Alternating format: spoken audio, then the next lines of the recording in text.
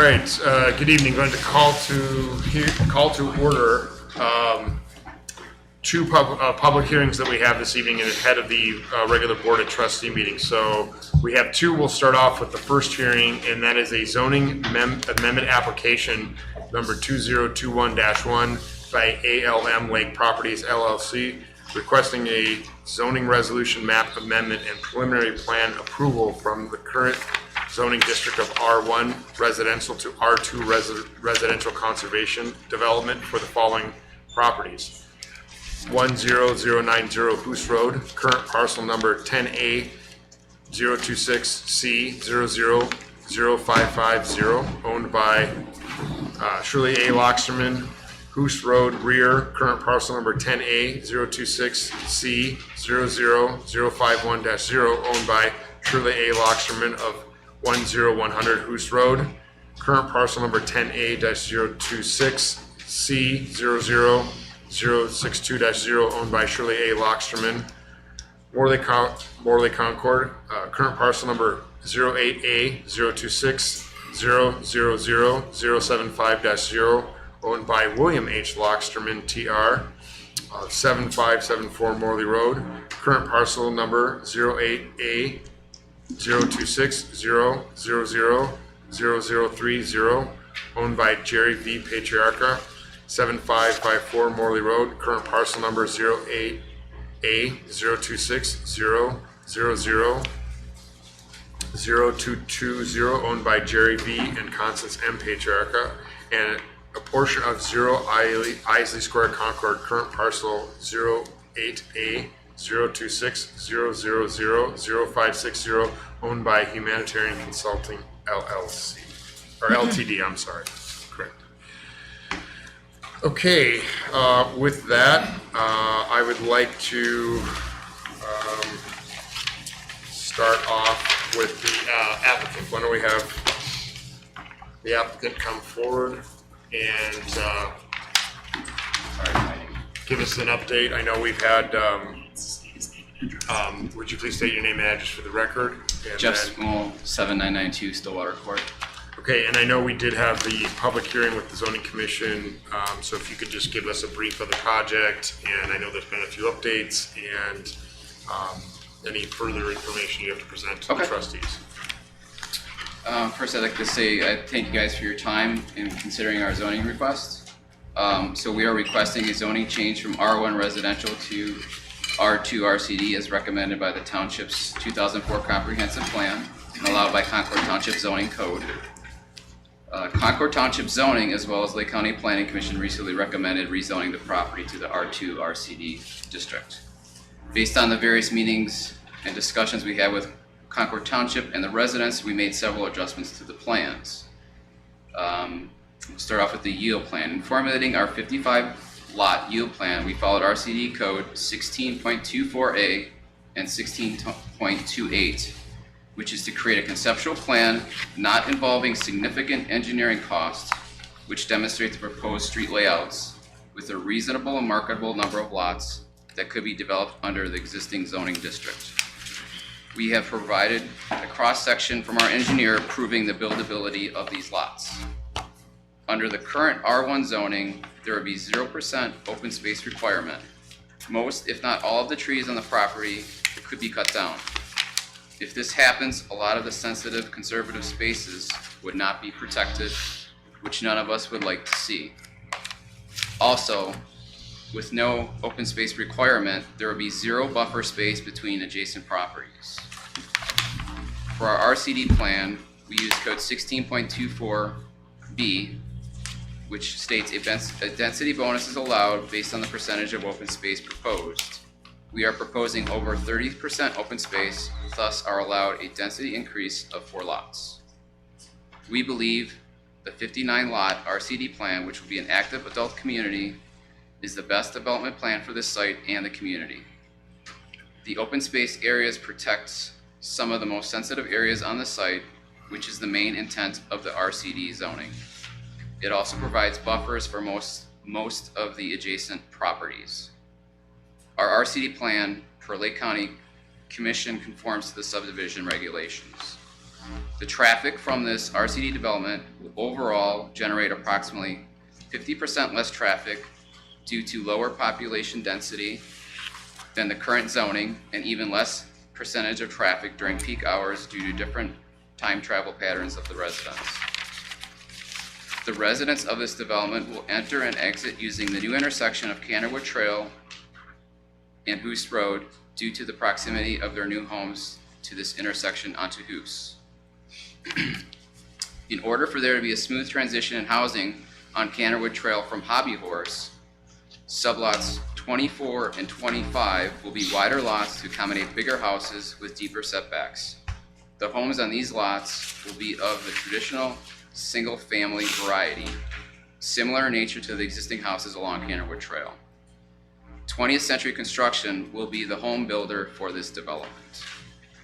Now, after talking to some of the residents, I'd like to flip this over. We proposed, listen to their concerns about traffic coming through, and we worked with Lake County Planning, and we had our engineer create, they call it a traffic calming island.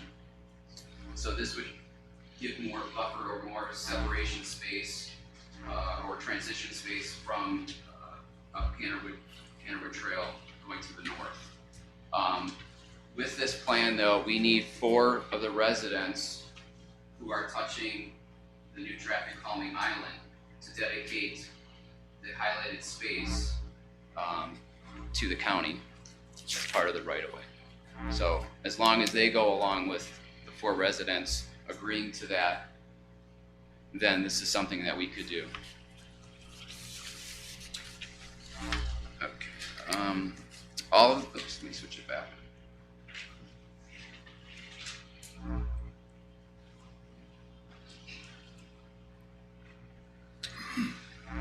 All common and open space will be privately held and maintained and monitored by the HOA.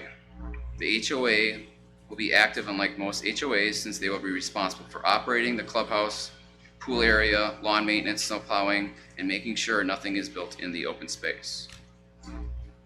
I'd also like to hand over some of the, I think you guys have already seen some of the pictures, but I'd like to submit it along with the letter from a funeral home on how they would take care of the cemetery.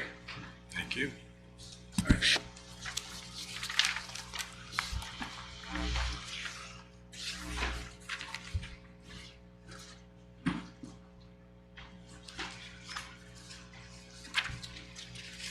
The letter from the funeral home states, I, Michael Coyne, licensed funeral director and owner of McMahon Coyne, I'm going to butcher this last name, Vitatoni Funeral Homes, will hereby oversee and conduct the disinterment of graves located on the property. The remains will be disinterred in a caring and respectful manner and relocated to locations specified. I'd also like to turn to the second page with a email from the Locksterman family, identifying or describing the site in the pictures for the cemetery.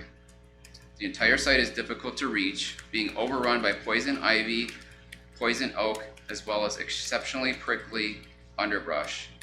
To the best of my knowledge, relatives of the descendants have not visited the site in more than 20 years and have never made any effort to maintain the graves in any fashion. She also states later that none of the headstones inscriptions are decipherable today.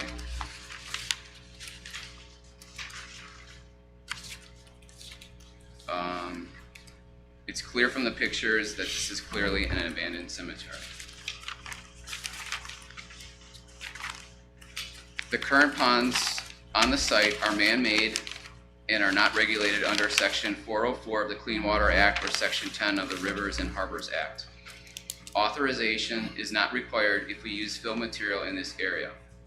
We will hire a geotech engineer to guide us to properly develop these areas on the property for construction.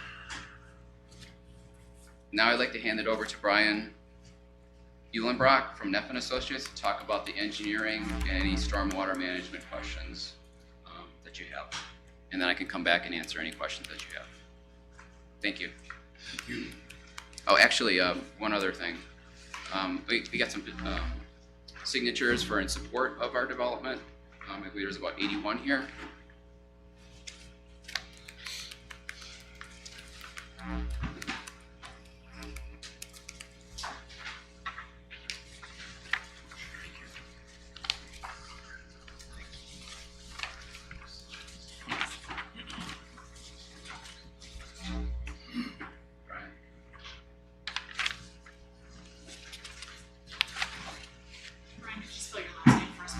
Yes, my name is Brian Uhlenbrock, Uhlenbrock, 6405 York Road, Parma Heights. I am the planner on this project. I work for Neff & Associates. We do civil engineering, surveying, planning, landscape architecture. And I'm going to just kind of briefly go over some of the minor updates that we've made since the zoning commission meeting. What you see on the screen is the site plan that was presented at that meeting and was submitted as part of that. When we did this plan, we received some comments from the county and from the zoning commission a few days before. I addressed those in the meeting, kind of talked about them, but since then we've updated the site plan. And so if I get this to turn here. There we go. So this is the updated site plan, and you can see there's not a whole lot of change between the two. Just to highlight some areas, the county had some comments about the cul-de-sac. They have a max diameter for the right-of-way. On that, we had a right-of-way that's a little bit larger than that max diameter to get a little bit more green space in the center of the island. We've since reduced that. That's the cul-de-sac on the end down here. So we've reduced that to meet the county requirements, so we don't have to go for any variances on that one. We've also updated our building pad definitions. There's EPCON houses and there's single family, and Jeff kind of mentioned the transition from the existing development to the south to into our development. So you'll see there's kind of some gray boxes down there that represents the houses that would be more the single family, and the more colored houses would be the EPCON houses. We've also updated our open space percentage on the plan. There's been some discussion about whether or not the stormwater management should be included in the open space calculations or excluded. We've updated our plan to include them, which results in a 36% open space.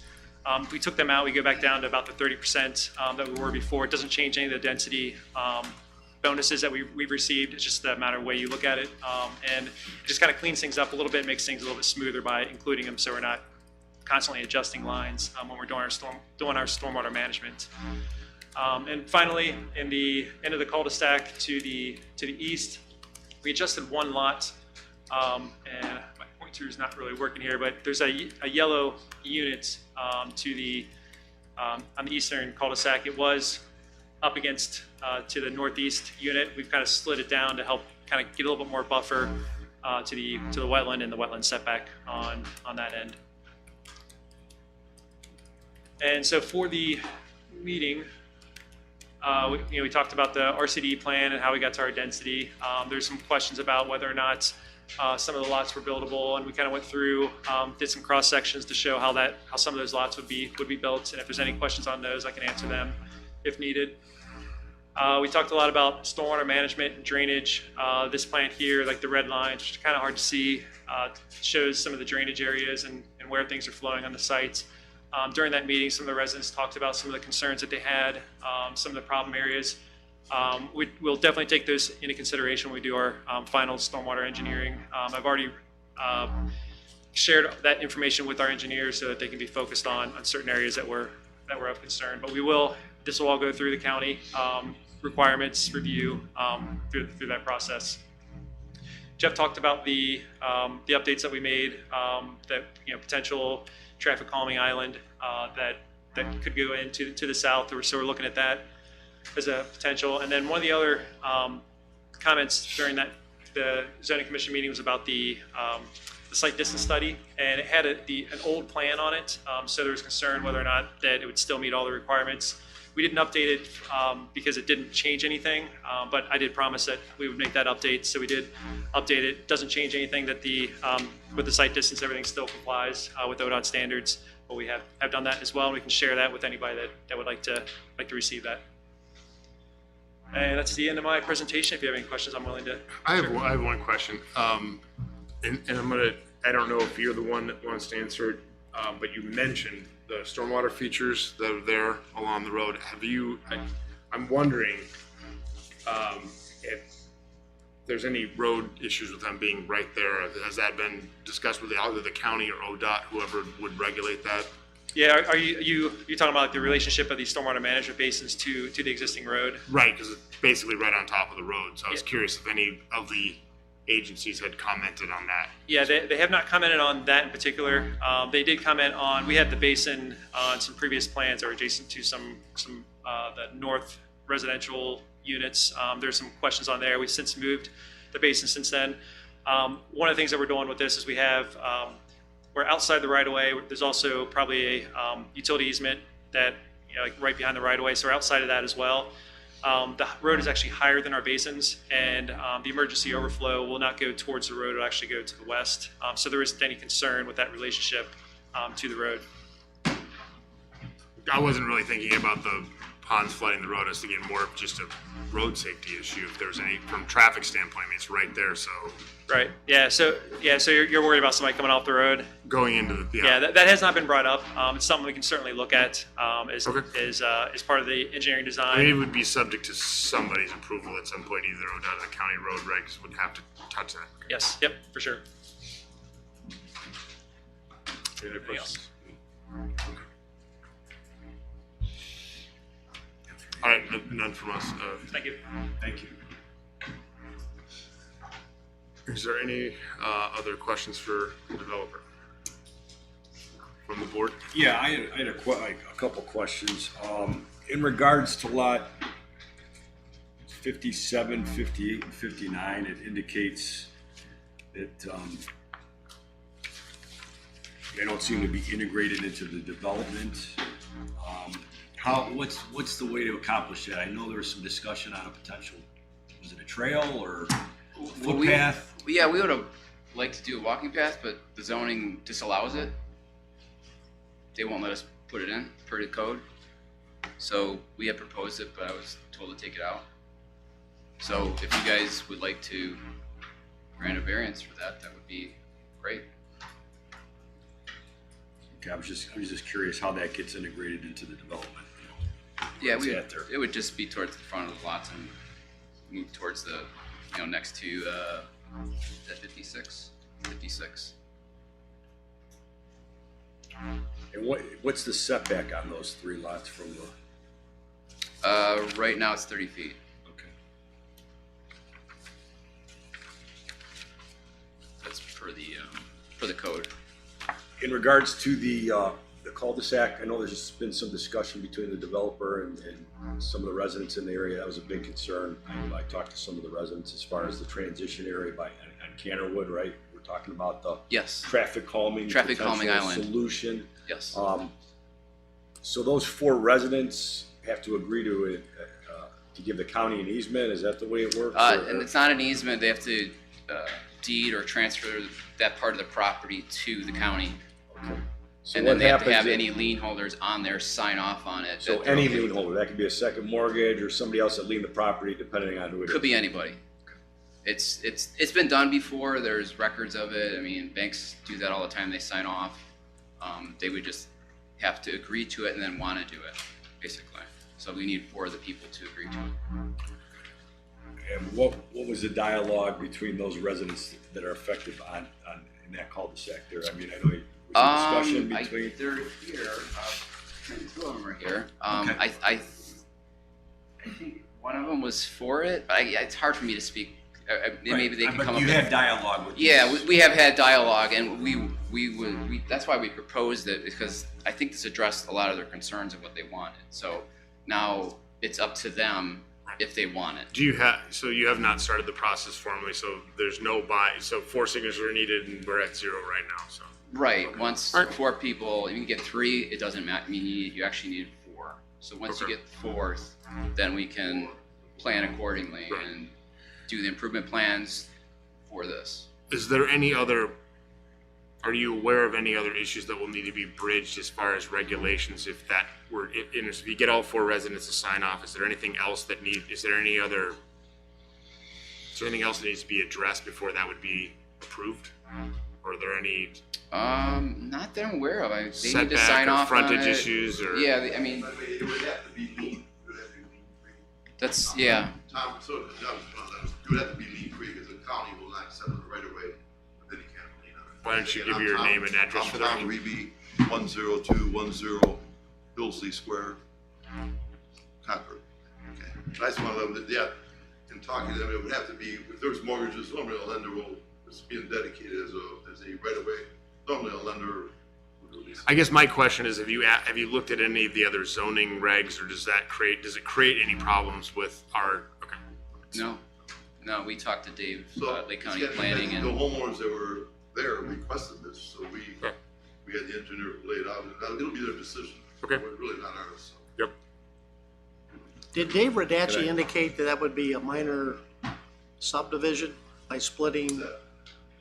No, he didn't say anything. He didn't view it as a lot split? no. It's not a lot Then split. They have to sign up with their GD as right of way. So there's not a Right. separate lot, there's not a separate lot, it would just be a right of way. Yeah, okay. Anything else in the, okay. As far as, in that transition area, we're talking about lots 24 and 25 that are grayed out there. I know there was some dialogue from the zoning meeting about, a natural buffer there. How far are those setbacks? Those are 45 feet. Okay. And there's natural barrier there now as far as trees? Well, yeah, the whole area right back there is Right. treed, yes. So some of that, if it was approved, would be maintained as a natural buffer. Where are you talking? Some of it can't, yeah, so I don't think so. we're trying to, make those lots bigger lots, wider lots. So if you do put a smaller house or any type of house on there, that will have more of a buffer than a traditional, But when epsilon you look lot. at, if you look at lots 24 and 25, they would share property lines, I believe, basically to the south with two homes that are existing now. Correct. Just to clarify Carl's question, he's talking about natural buffer. On those lot lines, is there gonna be anything left, or that's gonna be, there won't be any natural? Would there be any natural buffer? There could be. I mean, we don't have anything Gotcha. planned. Like, there's no landscaping Okay. plan, putting a buffer there or anything like that. So our intent is to make them, more like an R1 lot. And have them wider, a bigger, single-family house. So you're saying it would depend on what size property somebody decided to build on those lots? Right Yeah. now, you're depicting larger homes in this preliminary plan. Yes, But it if could somebody be- decided to put a smaller one, it would be a different footprint. Yes. So we're not gonna know who's gonna pick and build on that house right now. So, I actually, now that I'm thinking, and I know that before I got a chance to look at this plan, you and I had a conversation yesterday, but just maybe for the record, if you could recount what we talked about, because I had asked you what was going to be done with the existing homes and how those would be brought into, just explain your thought process on keeping them versus not Okay. keeping them, and how you'll integrate those into the plan. sure. So the Locksterman, existing Locksterman house, if that's going to be kept, that's why we're proposing single-family houses on the left side. So it's more of a natural transition on the left side, or I should say left side, west side. So it'd be 23, 24. That's why we're proposing those single-family. So on that side of the street, it's single-family. And then on the right side, it'd be the single lot right there. That would be the single-family lot. So the other ones, you have a ranch that's back there. It looks somewhat, updated. We could update the model a little bit, but it's sitting so far back that I don't think that's really gonna be visible from the street. And then the Colonial on sublot, is that 35? 35. We would have to evaluate, how the rest of the subdivision is gonna look, and we're gonna blend, possibly those materials onto that house. But we're gonna try to, the best we can, match it to the subdivision so it's not a different, looking house as much as possible. And if you decided not to keep all the houses, would you still build a brand new house back on 33, or would you just leave that open? That's the one that's the flag driveway, 33. Oh, 33, that one more than likely will probably be kept. Okay, regard. Yeah, That's the highest probability. it's a ranch house. It matches the demographics of the subdivision. This is Doxterman's house. Yeah. So what are your landscaping plans along Goose? Along Hoos, I guess Brian could probably address that since he's our landscape architect.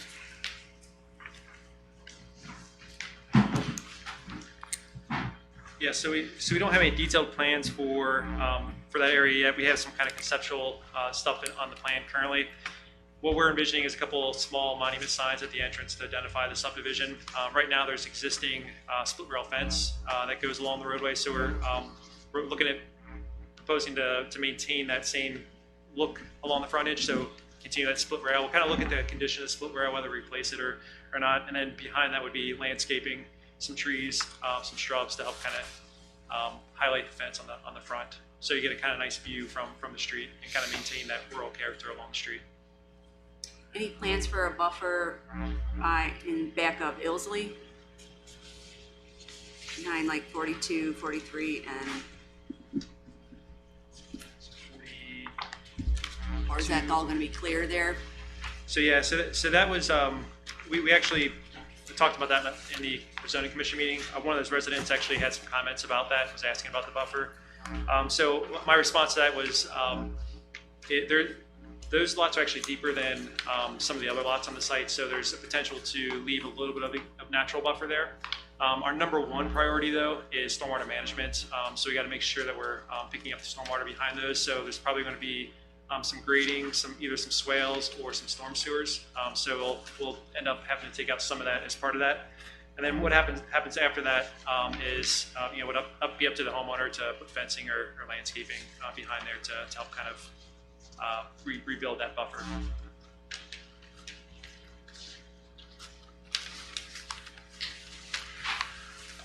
Okay, I know we've only had these plans, the updated plans, the updated preliminary plan for about a day, and I know that the Heather did a lot of work this afternoon and went through that today, and I know there were some concerns, and the trustees had asked a couple, so I do want to give her a chance to pass on some of her observations or concerns to the board, and then give the applicant an opportunity to respond or answer to those observations or concerns.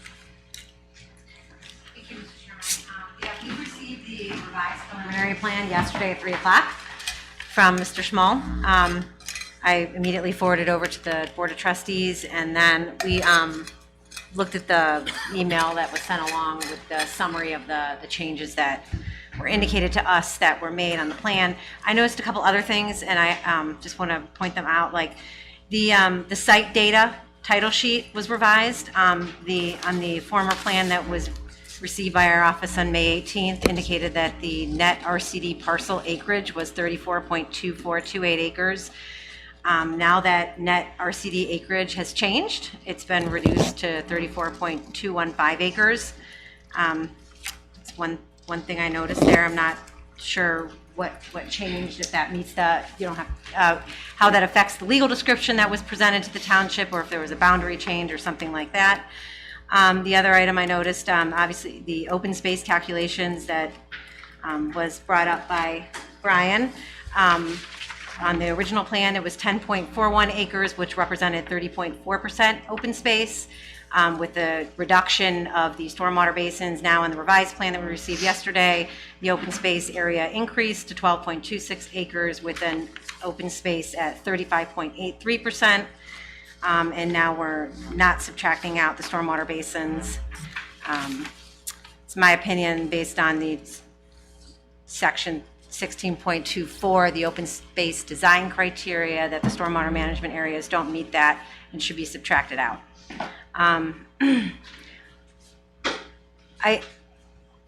I was looking for a frontage dimension on a couple of the open space blocks, just to make sure that they're meeting that minimum 25-foot width. Those dimensions still aren't on there. So at some point we'll need to see those to make sure that we're still, in compliance with that minimum width. I've indicated the signs would not be permitted to be located within the open space as presented on the plan. That would be considered construction. So those signs would not be allowed at the entry there if the open space is going to, if that's where they're proposed, which they are in this plan.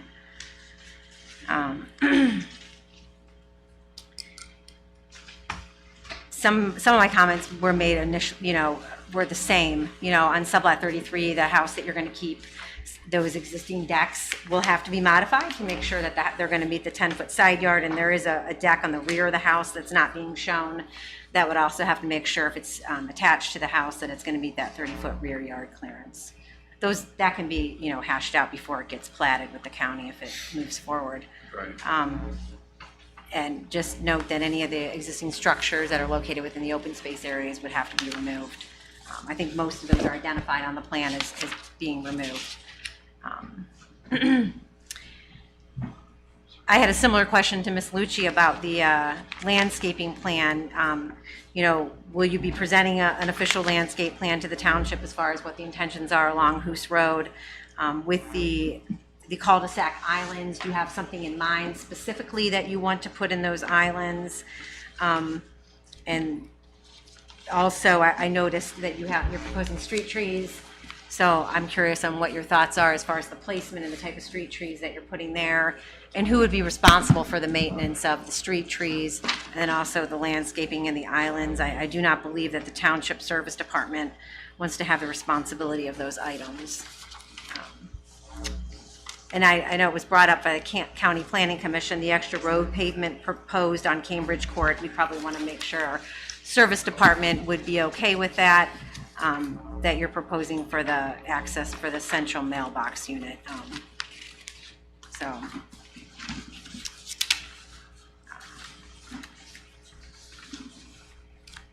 But I think that's really it. Thank you, Heather. So I'm happy to answer any questions or.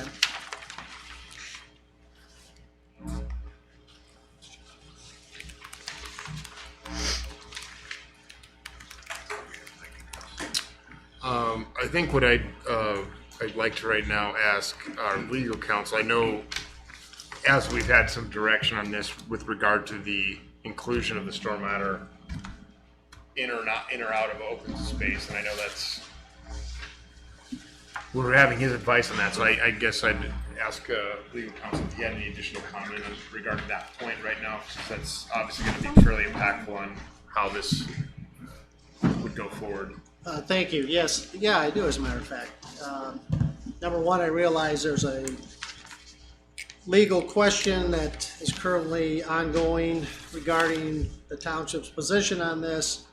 I will note that not only are we talking about the open space criteria that the Heather mentioned regarding Article 16, but of more import is the definition of open space under the Concord Township zoning definitions under Chapter 5.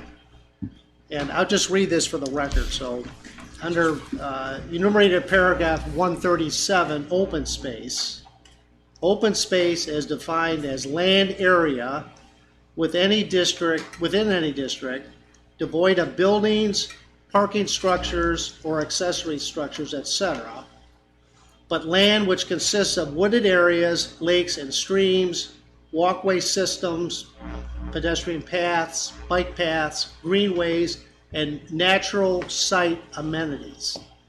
The function of open space are active recreation, passive recreation, and preservation of environmental amenities for the collective enjoyment. So with reference to that particular definition, it's the position of the township, my position. And again, it's subject to a legal debate at the moment, but I don't consider detention and retention ponds to be part of a definition of open space. It's not a natural amenity, number one. And number two, it's doesn't fall within any of the cited examples of open space in the definition itself. So I'd like to address that item 16.24. If I read 4, so it's talking about the open space criteria proposed within the development shall comply with the following. Any area within the designated open space that is disturbed during construction or otherwise not preserved in its natural state shall be landscaped with vegetation that is compatible with the natural characteristics of the site. So if you're putting in a retention area, you're going to bring it up back to its natural state. There's also water purification will probably be wet. It'll track try to attract ducks, wildlife, the tiny stock of fish. So I don't know what would be more natural, or it's actually an open area that's gonna be redundant, but if it's stocked with fish and ducks land in there, it's really kind of an open area, and I think another point I would make to make it, and that, we are over 30% at this point. I've been a resident of the area for nearly 50 years. Every subdivision that's ever been rezoned to this designation has included the retention and the water purification is within the open area. That said, I mean, I think if someone were to pick out, and the reason it was originally separated, we were told by somebody it was not allowed, but there is no specific language excluding it within there. If we or any person or a company coming to rezone a property RCD in the future, and they would say, and they said, let's presume they went below the allocated amount of percentage because of that, I think under the terms of law, and Mike can maybe correct me if I'm wrong, but if you specifically allow the use, it's not an excluded use, and all of a sudden you deny the next person coming in, I think it could be considered spot zoning, and I think the township would be probably in a situation they'd be defending lawsuits with a spot zoning. I don't know how we would win it being a resident. That said, when the use has been granted to every subdivision for 20 years of counting as open area, to pick out any subdivision and say, well, it's not going to count anymore because you're moving it, when specifically, as Jeff read, it accounts for it gets disturbed during construction, putting back together. I think that would be prejudicial. I think it would be discriminatory. And I think you'd be taking a set of rules with the same exact language and applying it towards some future or some company. You'd be applying standards which have never been applied before. So without some kind of change, I don't know why it wouldn't be. I mean, open areas, again, it's going to become a natural area, just like if you're disturbing something, putting in sewers. Does that mean it's not open area? You're going to start taking out little spots and say it's not? I think the text does, as Jeff read, this will be a disturbed area that'll be repaired. And eventually it may even become a wet area, which could bring the wildlife, stocking with fish. People go take their grandchildren or go fish in the pond. So it's pretty more natural. Also, you specifically in reading that, I don't know if that came out of the PUD, because I think we're being denied allowing trails, but he said trails are included. So it's a little confusing to me what you're reading and what we're being told. We'd like to put a trail there to connect the three houses if we could. Trails are considered open space.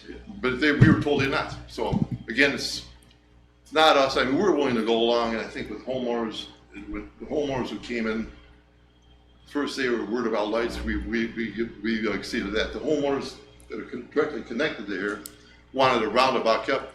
We actually made a situation where we got it be kind of approved by the planning. It's up to them. So again, if they ask for something, if they want it, we can't jump backwards forth. We will. I mean, whatever way that cul-de-sac comes in play, we'll either leave it and bring it like it normally would be, or we'll leave them this what they want it. So, but again, on the open area, I was gonna say, let's get back to, we were talking about water, so let's, I don't wanna get off on a tangent. But on the water, it's been used as open area in every RCD subdivision. Just specifically, there's nothing in the text excluding it. In fact, there's a provision made if you disturb the area, what you do with it. So I think it's covered, and again, I don't think it necessarily is going to affect us, but it could in the future lend the township to a situation. It also could maybe potentially allow us to create a little bit bigger buffer between the lots next to the silver seeds. I don't know. I don't have a plan. Potentially, we could maybe move some of the open area there, potentially. But if we have to cut down, we obviously can't cut it down. So it could create a larger lot there. So.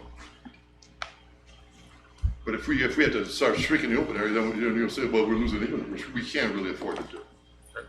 It's not economically possible. Any additional comments? Yeah, I just, two things. Number one, again, certainly what the design criteria for open space is that was read, that's what it says, all right?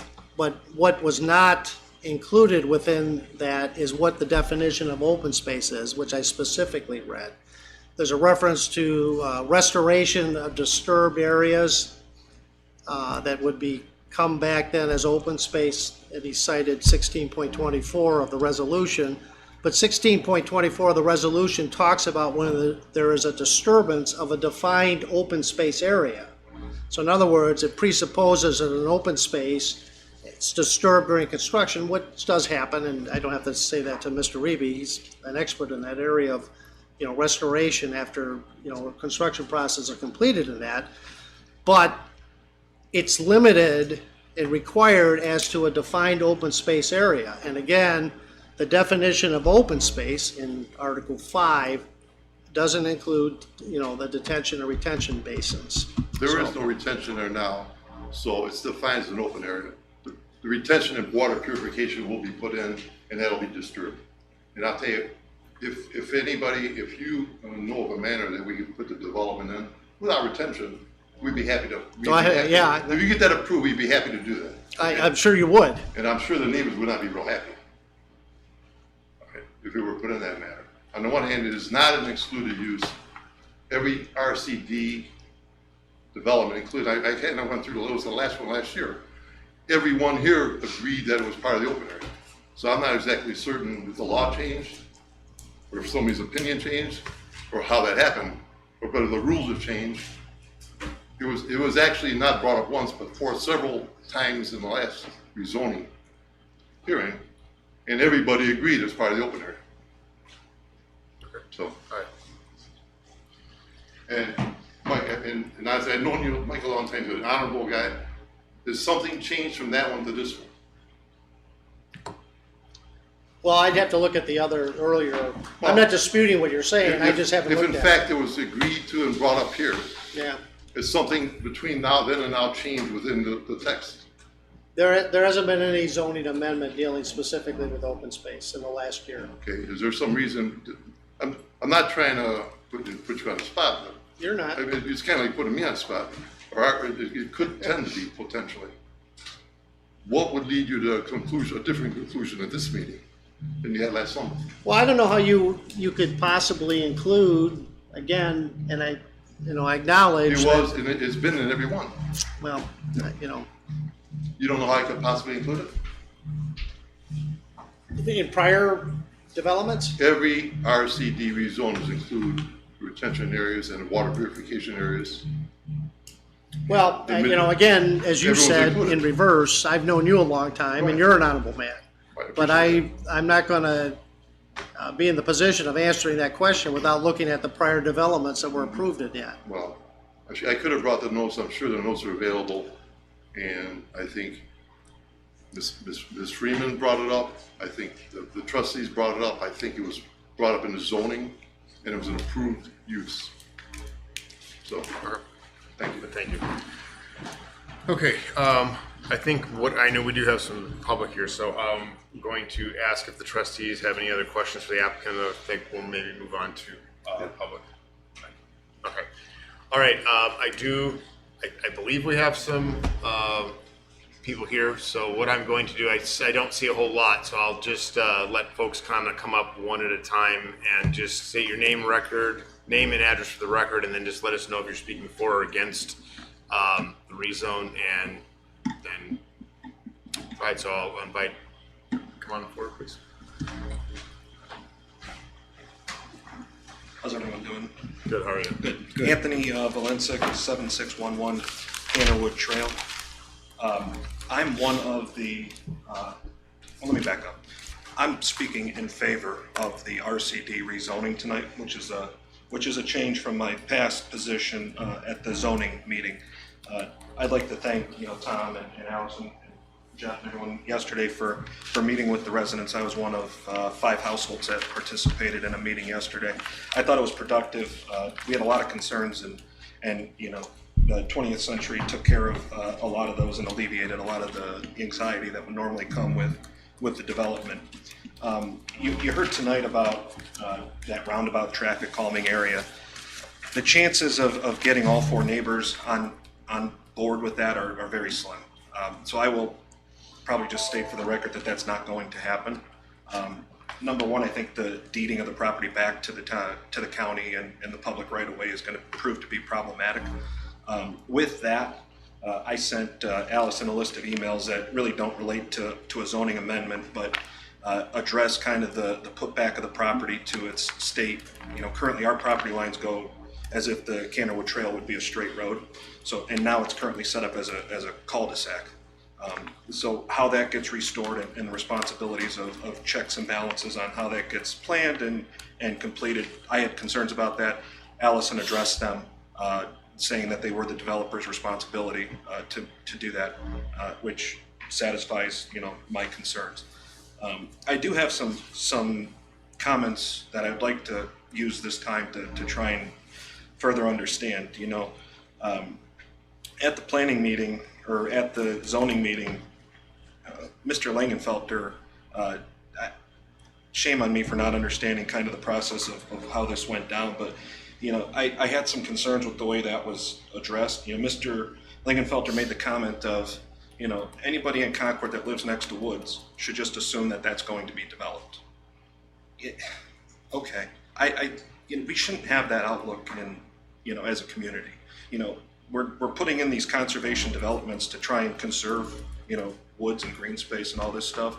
So just taking an approach that says just because there's woods, it's going to be developed. We moved to Concord from, you know, different suburbs for the reason. I mean, it's a country feel that's close to the city, and I think it'd be a shame to try and lose that. So, as a zoning, you know, precedent, I'd like to, you know, see what can be done about, you know, comments like that.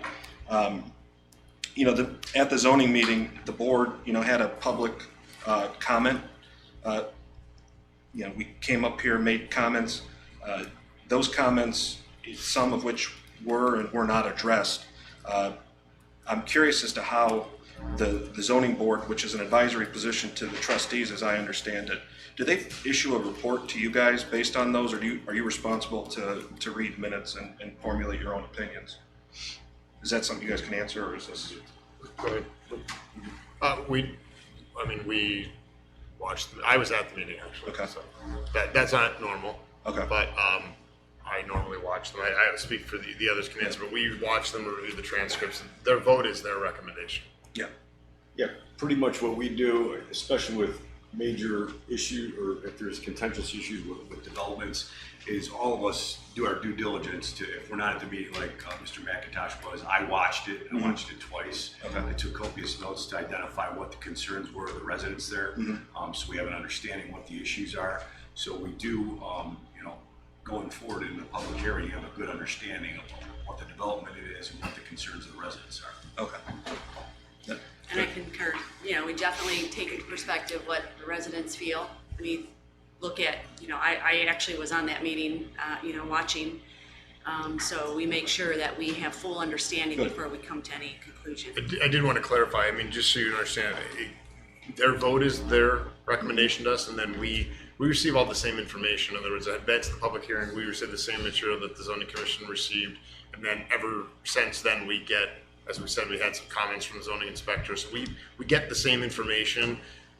The zoning commission is responsible to submit a report per se. Again, their vote is their action, but then we receive all the information. We're connected and able to talk to all of the authorities, just the county and whatnot. So They're an advisory board. They're an advisory board, but the effort's redundant. Our responsibility is sort of the same as theirs, and ours is the more binding decision. Although, just for the record, it should be noted that occasionally, and this is one of them, you don't get, the trustees do not get the same information per se that the zoning commission did for the purposes of recommendation. And as you pointed out, modifications were made after meeting with the developer, with the, you know, residents in the area, including yourself, Mr. Valencic, which resulted in part, and as Heather pointed out, some changes in the development plan Yeah.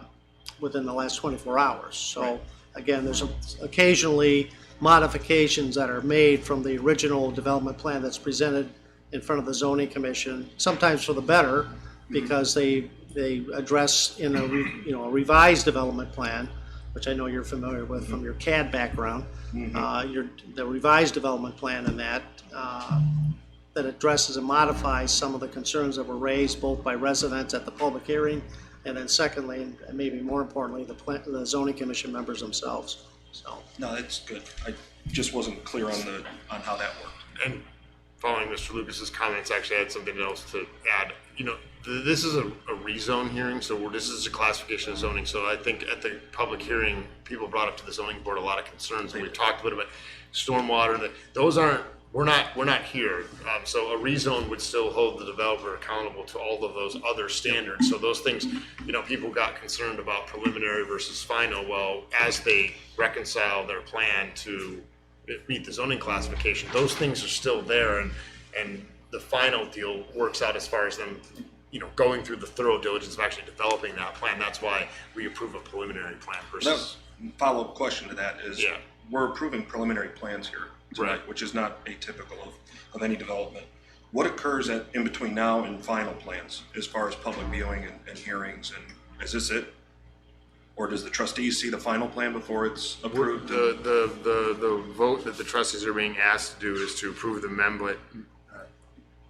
approve the application and the preliminary plan. So the preliminary plan would be approved, and then again, it would be held subject to regulations. They have to comply with all the stormwater and all the street and the county. All of those things have to be met.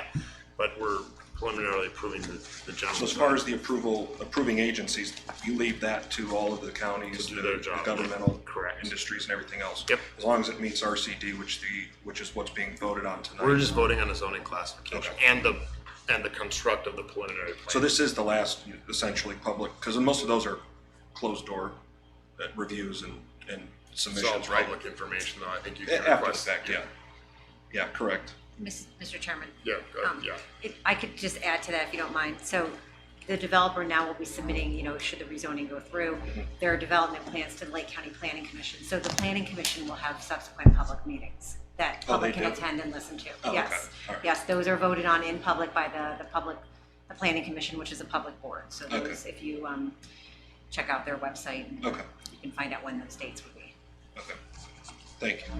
yeah, the Lake County has a series of subdivision regulations in that, which is part of the voting to make sure that there's compliance in the final development plan with the Lake County subdivision regulations, which the township doesn't have any involvement with.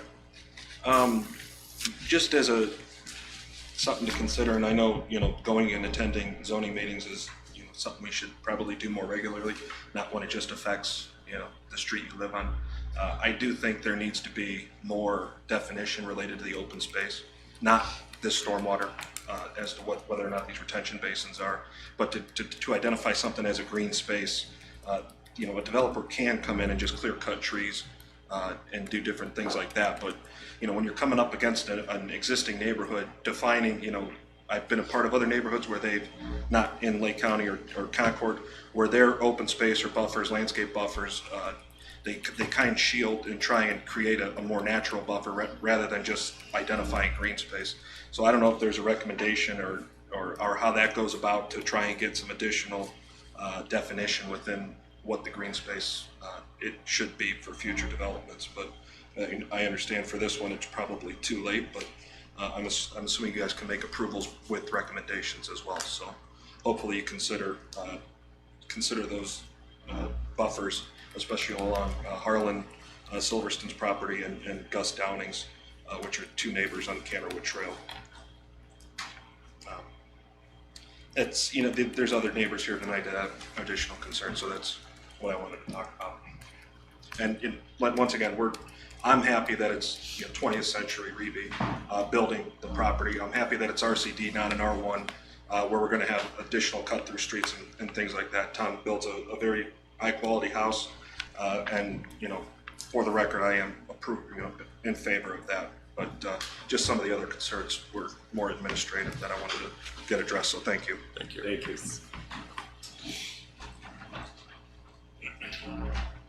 Hello, my name is Harlan Silverston, 7595 Canterwood Trail. I'm the last house before this development. So I just wanted to say to begin with that I have changed my attitude towards this. I've known Tom for 40 years. I will reinforce what Anthony said. He is a wonderful builder. He builds a quality property, and I'm happy if it does get approved, it'll be him building it. So I also am not in favor of that roundabout. I know that I talked to Tom about it, but I'm the one, if you look at that plot, that has to give up the majority of that property. I will have a 30 or 40 foot larger front lawn if we go with a straight street. So to deed something away that would be a nicer front lawn for nothing, I appreciate that he did this, but talking to my wife about it, I'm not in favor of it. So all that discussion you guys had, I'm back here saying it's all moot because I'm not going to approve doing it. So I won't sign off on that. One comment I want to make is, and I've talked to some of the other Lake County people, I don't understand why we have to have that second form of entrance and egress. And the reason I say that, I've traveled around in the last, since this all came about, and there are numerous developments that have one way in, one way out.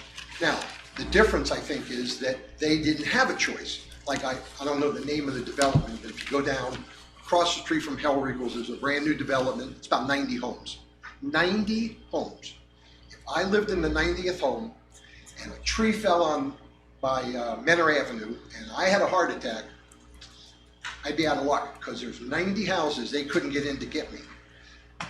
This is nowhere near that large, and the fact that we have a way to do it, I was told that it's dangerous and you have to have two ways. Well, if it's dangerous for my street, why isn't it dangerous for their street? And why was it approved? If it's that dangerous, why did you have to approve a property like that? If it's dangerous, it's dangerous. So that's my one thing. I know we're going to go nowhere with that. I've made a number of phone calls, and it is what it is, and it's going to be what it's going to be. I think the development that you're referring to is Painesville Township, not Concord. But it's still Lake County. Well, but they would have approved, Painesville Township trustees and their zoning department would have done Okay, that, not but I us. was told by a county official. It's, I want to, And he knew I'll what I defer was to Heather, talking- but I believe that's usually the fire department. I think it's part of the fire Okay. code. It's a Okay. state-driven Okay. regulation. I know we obviously do have a number of. Well, let me ask you another Well, one. we're- I don't know where the boundary is. If you're going down Button Road towards 84, you know, a little stretch, 1 mile, on the right-hand side Right. as you're going down, there's a development there, Right, 30 or 40 homes, right. 3 cul-de-sacs, one way in, one way out.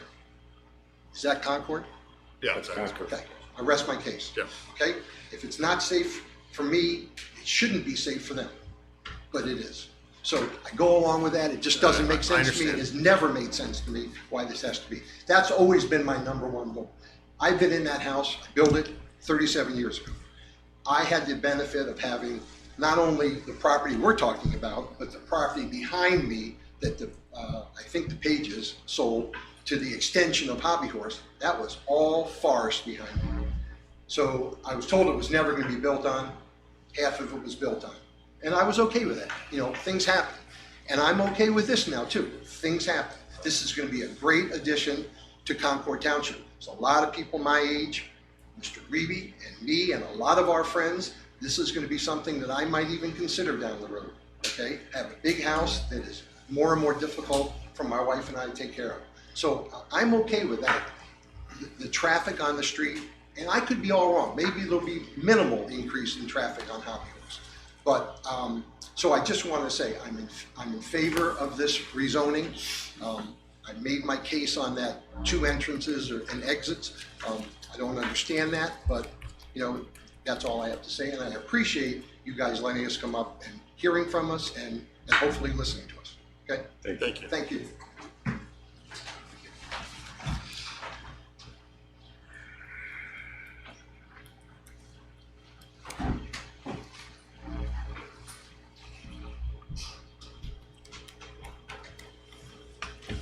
Hello, my name is Barbara Kilfoyle, and I'm located at 10100 Meadow Lake Court. This.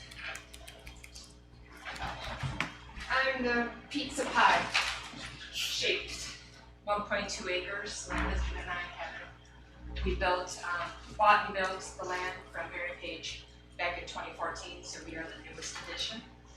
And we are, just by shape of our land, the ones that are going to be greatly impacted by the homes going around us. So instead of just having the Locksterman home in our backyard right here, we're gonna get all this for our view right there. So when the neighbors or there's issues or talk about the wetlands right over here, our creek, which ruled the development on where our house is, we have a creek going in the front yard, and we had to have our house set back this far in order to respect the creek that goes into the wetlands there. So when neighbors talk about, possible flooding issues and now, we could be impacted by anything that's done over here. The Canterwood Trail folks, the cul-de-sac, again, what goes in here isn't going to be in our backyard. And what we do in our backyard is going to be for their viewing pleasure as well.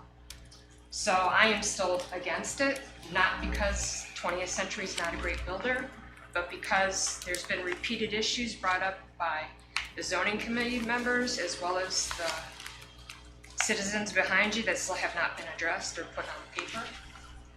One of which is, again, this whole notion of yield plan, no yield plan. I mean, it was brought up again tonight, and there's been multiple points throughout this process, going back to February 3rd preliminary, where it was stated that the yield plan is not correct. Too many lots on the yield plan that are not marketable and not feasible.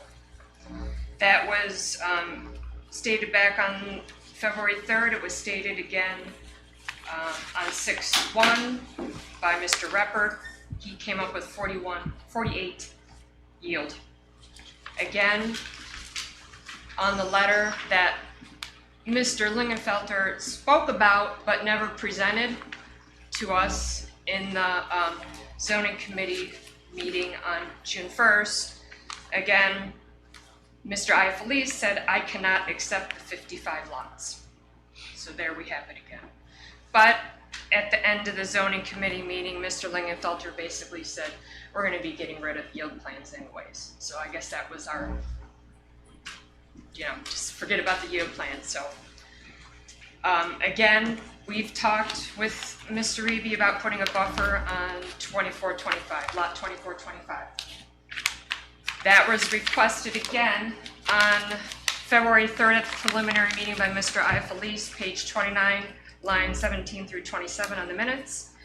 It was again addressed at the June 1st meeting with Mr. Lingenfelter, stating that, as well as the citizens, that there should be a buffer between 24 and 25, something to separate new 2021 construction from 1980s construction.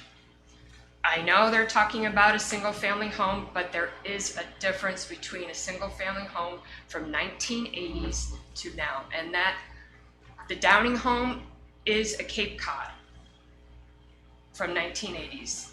It will be very evident, the transition. There is no transition. So again, we have asked that. And again, in the letter, the memo from 5/31, Mr. Iafalise said, I think the side lots for sublot 24 and 25 against an R1 is not ideal, but not sure what leverage we have. Can we stipulate landscaping or board fencing? And again, the trustees have stated that as well. Can we get something done? I mean, there are people listening on the phone that call into me and tell me, hey, this is what happened with Summerwood. We had to go all the way to referendum vote. A day or two beforehand is when they came to table to make some of the changes that we requested. Do we really need to do that again in order to just get a buffer of some sort for us? So maybe maybe there'll be a little bit more separation between the two communities. And again, you know, I brought up multiple times because watching the land and seeing it coming outside where I'm at, I see everything.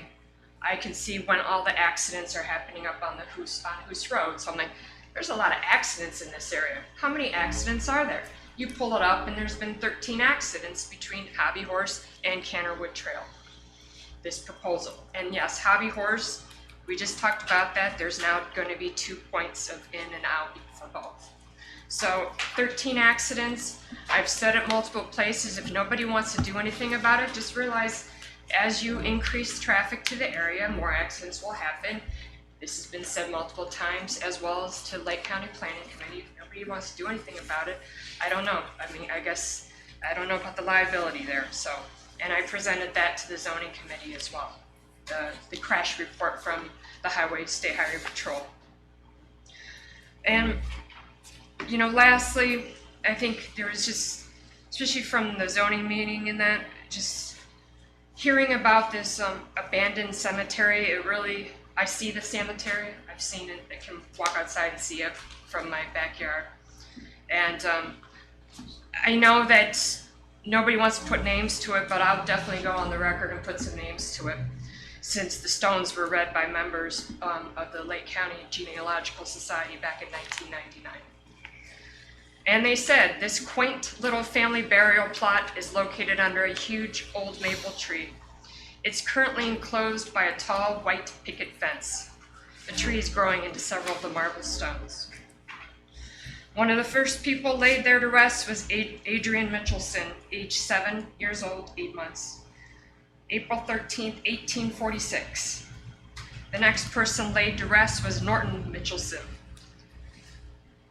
May 25th, 1846, about a month later, 42 years old. And then Roxy Mitchelson died March 3rd, 1853, age 41. There's 2 other stones there.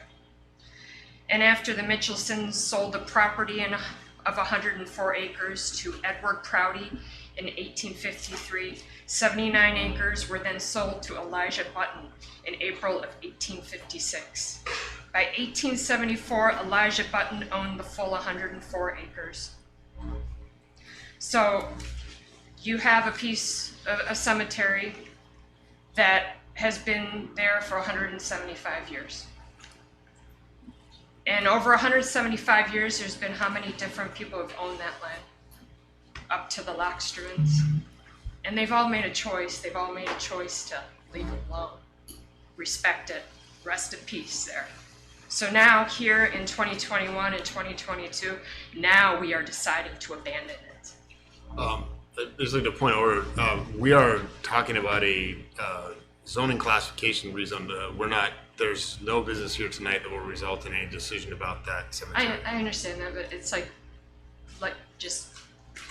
Well, your comments are welcome and fine. I want you to be clear that if the rezone is granted, the cemetery issue has not been resolved. So Right. We are not declaring it abandoned with tonight's Okay. vote. That is Okay. not happening. That would be a separate action Right. taken at another time. So Yeah. I just want to make sure you understand that. Oh, that's why, Okay. I'm No, your speaking comments to are it well too, 'cause raised. it's, Yeah. again, it's right there, and Okay. and the white picket fence that's up there, that's not 175 years old, so it's there.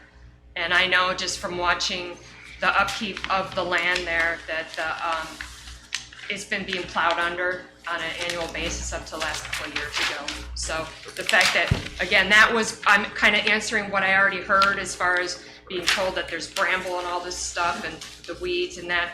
Well, that was being plowed under until the last couple of years, so. And again, there's been minor things that we've asked for, a buffer and that still has not come to pass, so. And I hope the streetlights are not there, as you said, but I know that some people from Summerwood said that they got their streetlights even though they didn't want them either, so. I hope some of this stuff can be written in before this is approved.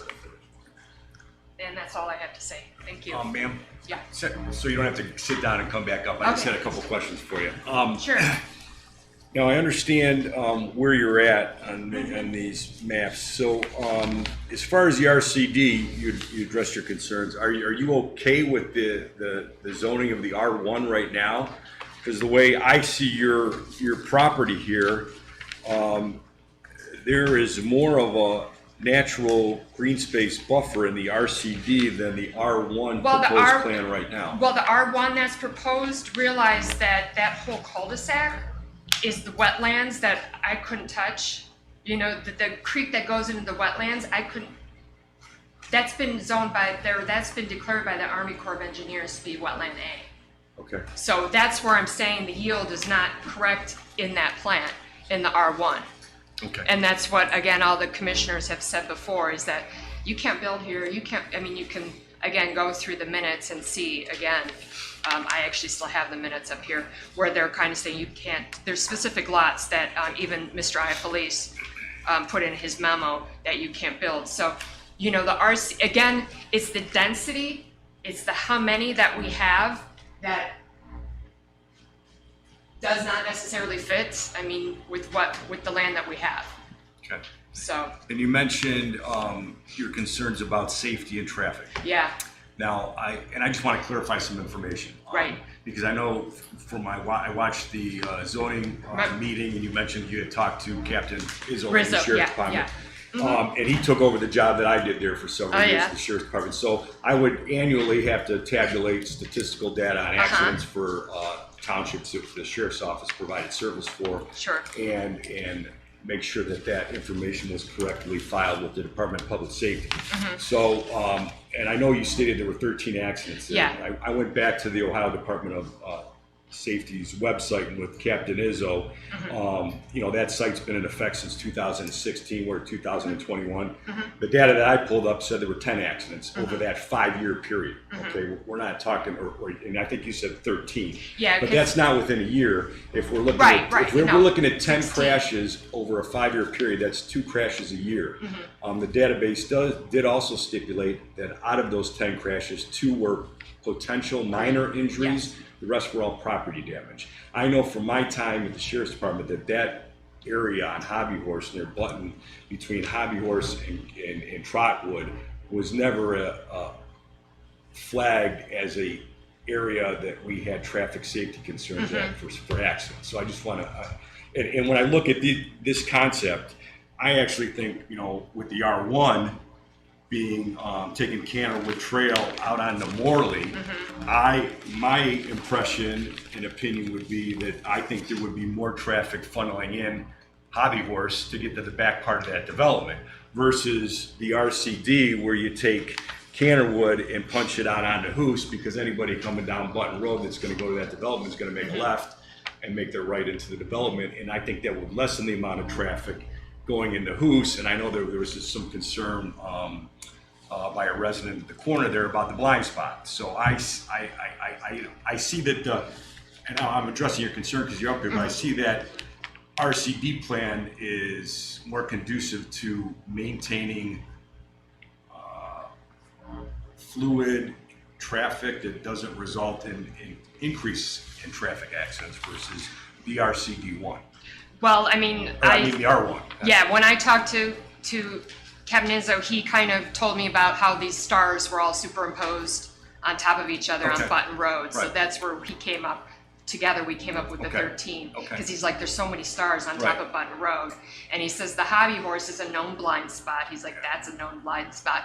And then the concern is, I don't know if you need to see this, but the concern that, you know, we talked about is there's a bunch of single family homes that are emptying out here onto, these are all single family homes right there. So their driveways go directly out on Hoos. So we're actually gonna be increasing the single driveways with, I believe, these 3 right here. You're gonna increase them, and then you're gonna have here, and then those other accidents we're having right here to Button. So, I don't know, I mean. Well, I mean, did you look at the trip analysis that they did as far as, I mean, from Yeah, the but- RCD plan, it said that, you know, between the hours of 7 and 9. There might weekly during peak hours of 7 and 9 a.m. 27 trips, and between 4 and 6 p.m. 32 trips. Right, and that was just for certain hours. Right. And then when I compared it to the February 3rd meeting, which they stated there are about 330 trips a day, I'm like, how do we have such a difference? And I asked that question at the zoning committee meeting because there was such a difference between a snippet of 7 and 9 and then the 330 some traffic trips per 24 hours coming out of here. So that's where it's like, that was one of my questions, is why was there a difference between the February 3rd meeting, what was presented to us, and then also what was the trip analysis for such a small 7 and 9 window. Yeah. Thank you. I have just a comment. I appreciate your thoughts, and it sounds like you've certainly done your homework, and we appreciate that. So do you have issues with water now? Well, we have, when they built our house, which is newer, we have a creek in the front, and they did a really good job as far as lining the whole creek bed and that. We actually, and I know I shared this before, when they proposed our house to us, we were gonna have a walkout basement and all this, and then when they actually came to dig and do it, couldn't do the walkout basement, and we have swales in our backyard. Because everything from Canterwood goes like this, and then from Hoos it goes like this. So everything is in like a basin type of situation there. So when Concord did the roundabout and put the trees and that in the center, there is a roundabout right now here, or right there, at the Kenwood Trail presently. And they have a sewer there, they have mulch, and they put a bunch of trees. And our backyard is not as soggy as it used to be. But we do not currently have any water issues, but all the water from Canterwood, as well as Hobby Horse, filters through tees before it goes underneath our driveway and carries on to the wetland A. So. I had a conversation with, she brought stormwater, and I called stormwater management group myself because I wanted to get into this, and I've seen a lot of conversation about mitigation. I wanted to talk to them about how they're going to move that pond, and apparently there was a development, and don't hold me to this, I believe recently they, somewhere in Painesville Township where this was done, where they built over. So I said, explain to me how they did that. He got this whole lengthy conversation about how that's done, and I said, the wetland mitigation process, and he gave me very basic, but when you take a look at the, when it's declared a wetland, there's the ability to delineate. They can mitigate it, so it's buildable. That becomes a decision the developer would choose to spend the money or not. There's a process of changing out the soil, and there's a lot of testing and all kinds of things. So I want to be clear that you can build on wetlands. I think it becomes more of a cost decision for the developer. The other thing I do want to give you a little bit of assurance about with respect to the stormwater is that when I talked with that department, they said they were going to be very thorough on the calculation, and that he had said that he was willing to insist everything go to drain. So I certainly think that those things will be managed, and I was assured that those things will be taken care of. So I don't expect the problem to get worse. If anything, I would expect the features they're talking about putting in to improve the situation. So I think you could have some comfort in that. And like I said before, I mean, as far as knowing that 20th century construction is a good development, we know that, and that's, and you also have to admit that the 42 neighbors of Hobby Horse, when you drive around, everybody keeps their homes up. And it's not an easy task to find a development where everybody's keeping their homes up, and up to 1.7 acres, and responsible, respectful homeowners. I mean, that's a hard thing. We're a good catch too, So, so thank you. Thank you for your comments.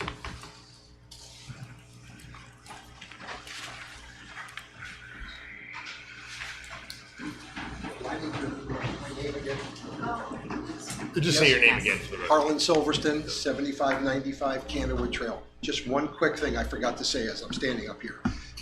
We met with Reeby's yesterday, the Reeby family, and we sent Allison a letter this morning, and she responded immediately with 5 of our concerns about the redo of our street once it's a street rep. And we're going to be sending that to you tomorrow. So I'd like you just to have it, look at it, and put it in your records so that when the time comes, what they've agreed to is gonna be done. Okay. Okay? Thank you, sir.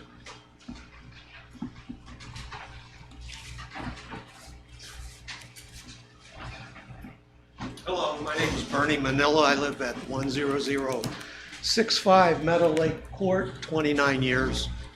I live on the western edge of the proposed development. Looking at it now, bearings over here. Okay. At this point, I would say I am in favor of the rezone.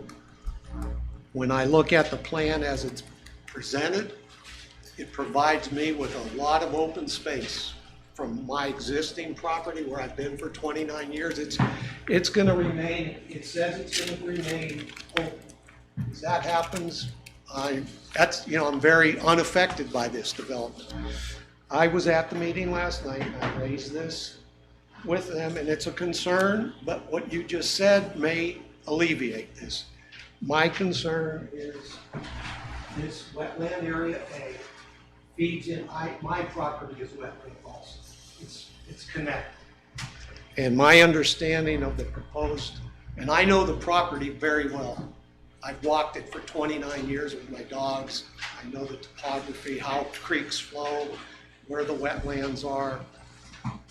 And my only concern would be that they say they will manage the flow of water into my property, and it will not be any different than it is today.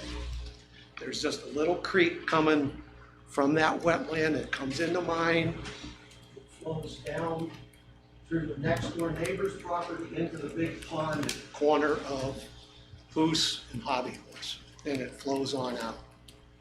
The only time I get water in my little area is after a storm. It's a little creek. Within 5 or 6 hours, I don't even know there's been a storm. My concern is will this become a perpetual flow into my property, making it something different than it is today. And otherwise, I'm happy with it. The property or the homes that would be built would be very close to where I live. It seems to be a huge amount of open space that will remain that way. At least that's what the proposal is today, so I'm happy about that. My only concern, but you've said that hopefully that's what you were talking about. Yeah, well, they had indicated to me that, obviously, as I was saying before, when you talk about a preliminary plan, like the size of his basins and whatnot that are depicted now, when they get around to doing the final versions, some of that may shift and change, and that's when would be the difference between the preliminary plan and the final, as those things are calculated formally and officially, and and they're assuring me that they're going to hold to the standards and all of that as far as the water flow. So, okay, thank you for your time. Thank you. Thanks.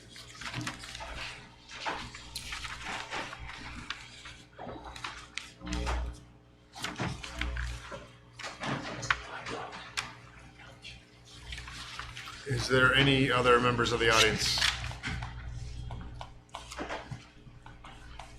Okay, hearing none, if any of the applicants would like to add further comment or address anything that was brought up by the residents, I'd invite them to do that at this time. If you guys have any comments, I'd welcome your responses if you want to add to. Again, we appreciate all the residents that live adjacent to really being in favor now. I think it really does matter. Again, we live, I know potentially, but we live right here, so we've been there nearly 40 years, and really, really happy to be. We will be really happy to put this type of subdivision in. I think it's a real need for the township. Really, really happy that our family was able to meet with the homeowners and allay their concerns. And again, it really, I don't think, in defense of Mr. Lingerfeld, who was a quality gentleman, and I don't think that she meant anything derogatory about it. I think what he really meant is, if there's a large piece of property owned adjacent to where you move, the likelihood is at some point in time it'll be developed, unless somebody should deed restrict it not to be developed. And I don't think he was trying to make light of anything. I think he's a gentleman, and again, he's a quality individual as well. I don't know of any plowing that went in there. Mr. Loxman is here. I mean, I don't think it was. I think again, it's not part of the rezoning, but I would not want my ancestors from 200 years ago be living in that condition. I don't know who's going to maintain it, because it could be that maybe the homeowners here are going to call upon the people there to come back from wherever they live and do it. It's really a mess at this point. There's even a dead tree coming in the middle. You see the picture of a headstone encompassed, and actually surrounded by a tree that's probably 40, 50 years old. And if you look from the front, the top of that tree's dead, I think. At least I didn't walk in. And again, I appreciate the fact that there was some concern maybe about potentially about 2 or 3 units coming out of the Hoos Road. Under R1, there would be 16 if you look at it. So I think that concern is, while understood, nobody wants to see any additional housing going there. I think this really minimalizes virtually by 80%. It cuts it down or more. And again, it was still well. She actually presented that.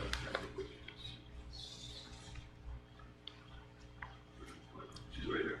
She's actually going to have open area behind her rather than having a clear cut home.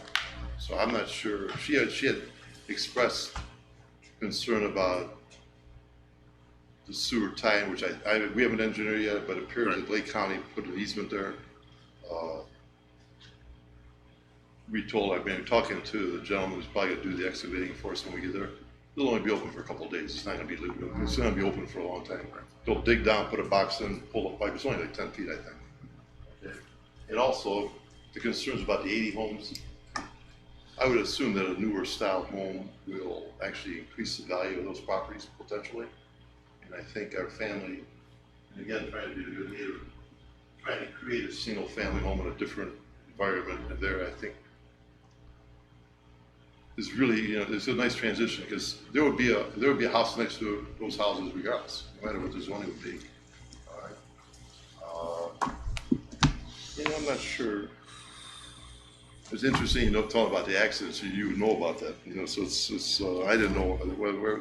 I would think that many of those homes will drive through here as a safer means of escape potentially. Can't imagine somebody going backwards a lot worse.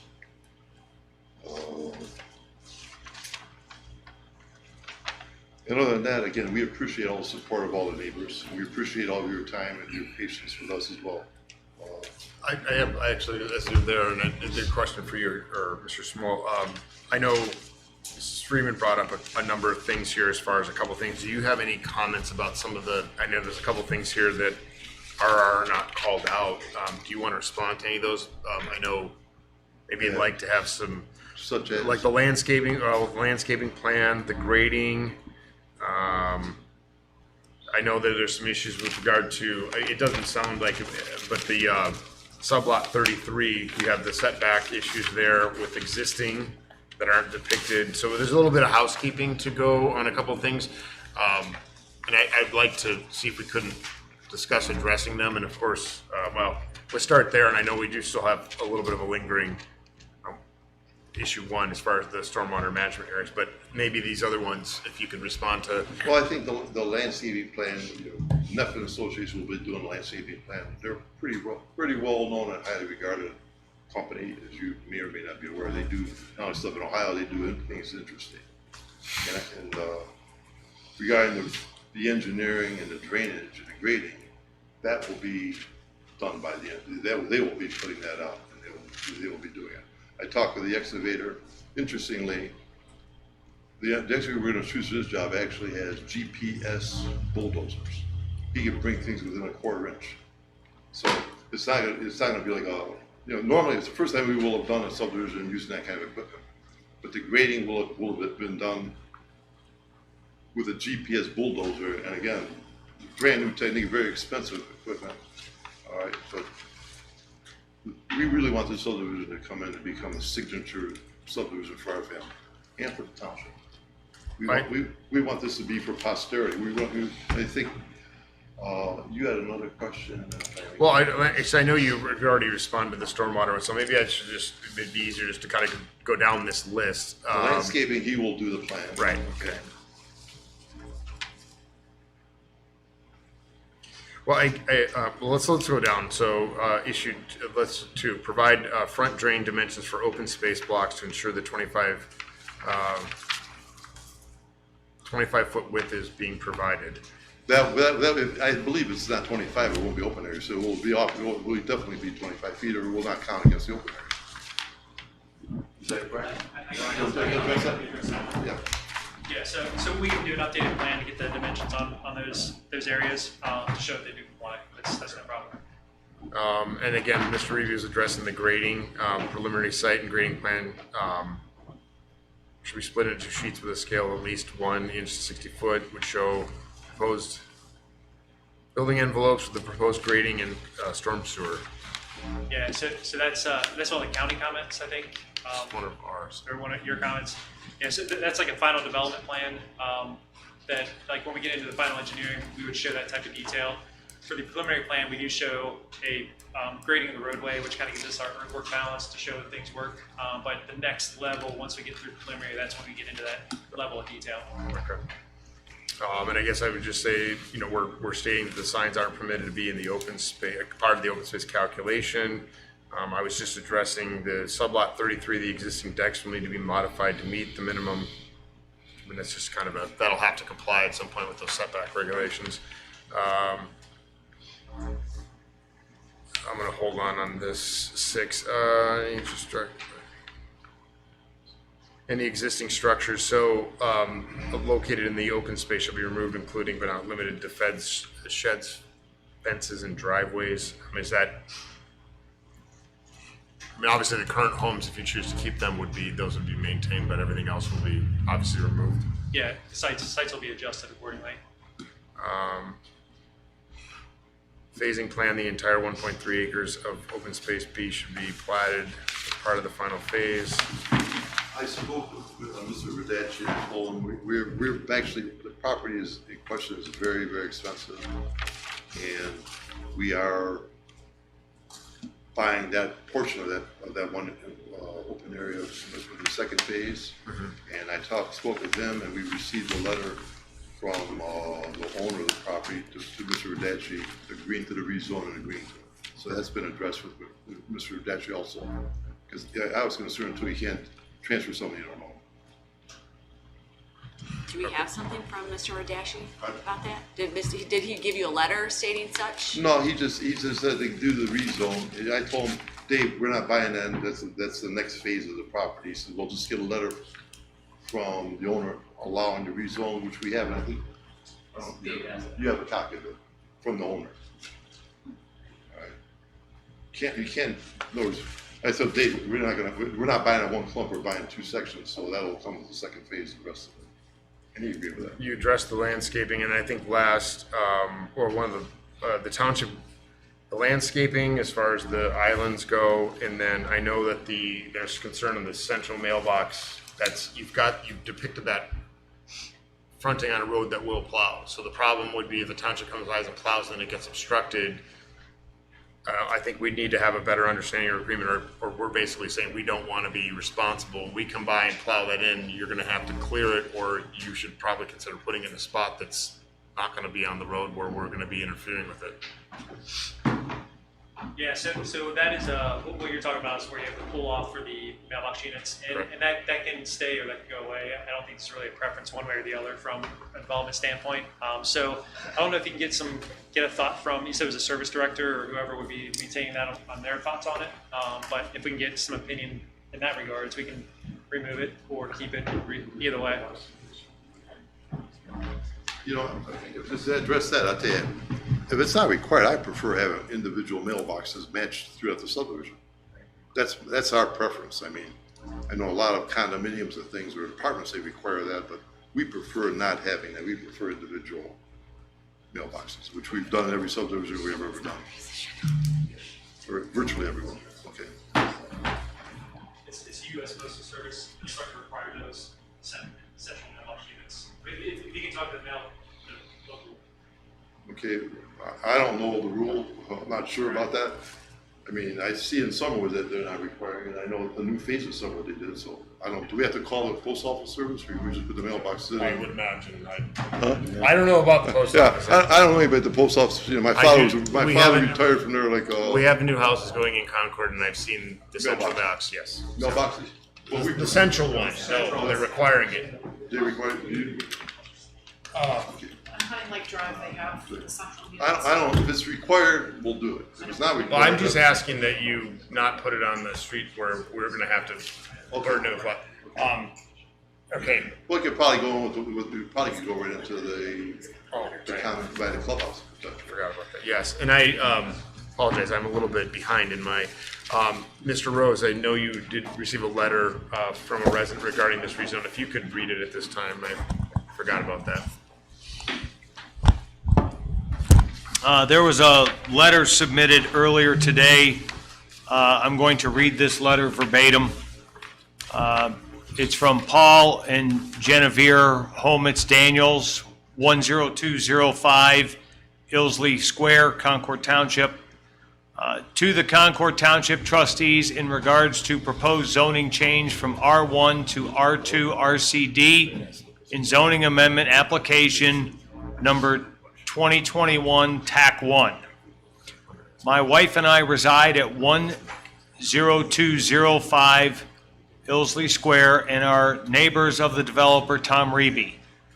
We are the home that would be most directly impacted by Phase 2 development, as 5 of the units, numbers 40 through 44, would be directly in the back of our property.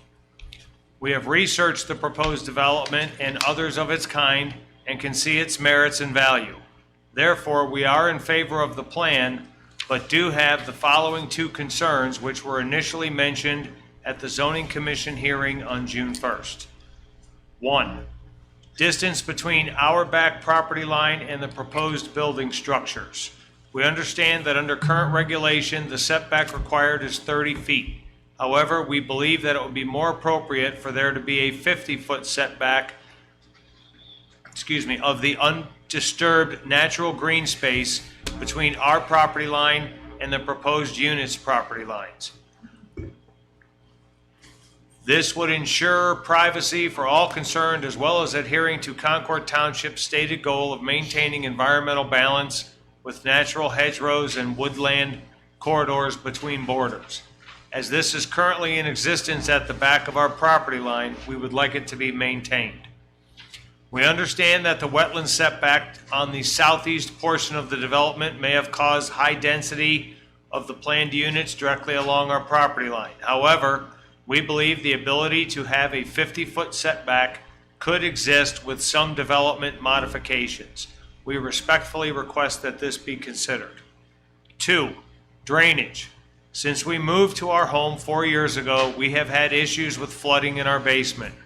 We have just now managed to get these issues somewhat controlled with the use of 4 sump pumps, as well as diverting water flow from an intermittent stream. The embankment that currently exists on the back of our property line and directly behind it has been a great help in impeding excess water from flowing onto our property. We would like this to be maintained. This concern was addressed initially at the Zoning Commission meeting by members of the development team. We would like to thank the Township Trustees, Zoning Commission, as well as Tom Reby and his team for listening to our concerns and considering our requests. Sincerely, Paul and Genevieve Homitz Daniels. And that is submitted to you for the record, sir. Okay. I guess I'd like to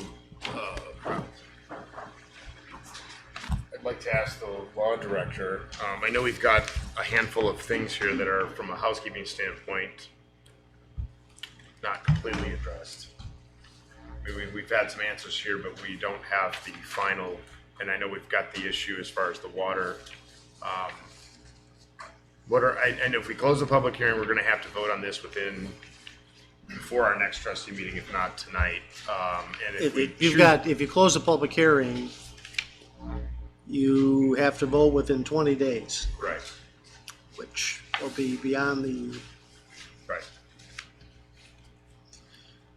or you could recess the public hearing to take into account this new information and that. Reopen the public hearing then at the next township meeting or special meeting. And then hypothetically have the information and additional questions answered. So those are really your two options. So the only way to button up some of this loose stuff is to recess and get things more formally buttoned up as far as these open issues that we are working through from just the last 24 hours. There is a third option too. You could close the public hearing, continue the vote on it, on the agenda, and schedule a special meeting to vote on that limited approval or disapproval on the rezoning. Might there be an option to close the public hearing and pass the resolution? What's that, Tom? I'm sorry. Would there be an option to close a public hearing if everything's been satisfied, potentially vote and pass the resolution? Yep, absolutely. Because, not saying we want to rush anybody, I think hopefully, if there's any other questions that we can answer, we will. We can't go on an engineer plans to bring those, obviously, until we have a zoning approval. And we have, quite frankly, we have a lot of people like to move into this subdivision. We would really, if at all possible, try and pave it this fall, so we can get a paving in before the winter. Otherwise, we're pushed back to last May. So if there are any other questions or concerns, I think we said we really are ready to have it. We would really appreciate if you consider, if you have no negative thoughts, it sounds like virtually everybody has positive thoughts about the subdivision that we can answer or later. I think I'll open it. I guess I'll start off and then I'll see if the other trustees have anything they'd like to add. I appreciate that we have answers and I feel positive about the dialogue. I want to say I genuinely appreciate the work that you have done since the zoning commission hearing and with the residents, and I'm pleased to see that folks have come on board with it. So I'm encouraged by that, and I want to say thank you for doing that diligence. I think that's an important part of the process here between the township developers and the community. I like to see that. So carrying on with the conversation of some things, and again, I want to stress the fact that we've had about 24 hours to digest this updated plan based on that effort that you made. And I still think we've had offers, but there's still some things where I've gotten answers, but they're not definitive. These things aren't on paper. There's not, we'll talk to the service director as kind of a conversation. Yes, we do that, but I don't have something that's tangible that really holds me into that. And I do know, pursuant to the conversation that you had with Mr. Lucas, our law director, as far as the water, I don't know that I feel that issue's resolved. I mean, he's asked to review the other approvals. I can certainly appreciate your time, your need to move this along. My question is, what do we got, 2 weeks until the next trustee meeting, represent something that's a hurdle you just can't tolerate? Honestly, and I know there were some changes, addressing what you said, there were some changes made. I think they were only to make it compliant with Lake County Planning's request. There was nothing major. I think we reduced the cul-de-sac. What other changes were made? I think the water question maybe on our side is something that we'd like some time with our law director on. Yeah, we're at 30% already, so we're over 30% regardless. I'll tell you. In other words, I think the plan to originally submitted was still at 30%. The thing I would suggest is, if you review, if any, you guys did a rezoning last year. Do you recall a rezoning? And I think I remember having read it. It was not brought up once. It was actually mentioned multiple times by multiple people within the meetings. And the only thing I would suggest is this. I mean, I don't know that it can be resolved. If the law director thinks it should not be included where it was included, included in every other one, and it's agreed that it was part of it in every other one. I think anybody in our position, us or anybody, would think they're interpreting law and zoning text differently, being treated differently. So, Tom, are you saying I want to make sure I understand your initial comment. Are you saying that you meet the open space 30% whether the water's included? As it exists, as we submitted it does. Now, will it make the better subdivision, and like might they expand some of the retention area to allay some of the concerns of the people and to make sure it's a better subdivision? Potentially. Now, that drops us to 29.5%. Then they're gonna come back and say, we have one less unit. And I think it would be, my understanding is, of the law, again, he's an attorney, Tony Van say, I've been in this long business, I understand what happens. But if you use one certain set of rules, with no change in language, and it's been the custom of doing it every time, to turn around and specifically, well, we're gonna change it now, and interpret it a different way, that's called spot zoning. And that could leave the township liable. I mean, not only for me, because we'll stay within it. Mr. Eby, I think I'd like to bring up the point that if we continue the public hearing, we're not doing that. What's that? If we continue the public hearing, that's not the action that we're taking. We're respectfully Yeah, I requesting understand. time to do some diligence so Sure. we get it correct. I Well, think is the to thing answer that your I'm. question, we would really, really prefer being able to give them the go-ahead to start the preliminary laying out the engineering. If it's really required on your part and you can't find it that it will work for you today, then certainly, I mean, you're in control and you're our trustees. We trust your better judgment. We trust you'll come to, I think, hopefully, all the positives that you heard from virtually everybody here this evening. It's unusual in this kind of meeting. I believe I've been in one where we had people rounded up by the hundreds, not to put in the clear cut, Mike was there, the clear cut of property, bringing septics, we brought in sewers and preserved 959 acres. So I think this is very, very unique and unusual public hearing in that virtually everybody is in favor of it. Okay. So if you could find your way of doing it, we would really appreciate it. Okay. Mr. Chairman, if I may, I feel that because we are putting so much emphasis on this issue, and it is something that just came to us yesterday, I feel that I would need a little more clarity on it before making any decisions. First off, I'd like to start out by saying that as far as the collaboration here is within the community and Mr. Reby, between the R1 plan and the RCD, I commend you on that. That's great. I think it helps to, show cooperation, spirit of cooperation with the residents on what their concern is. I like the concept. I think it fits the area. I think the RCD is much more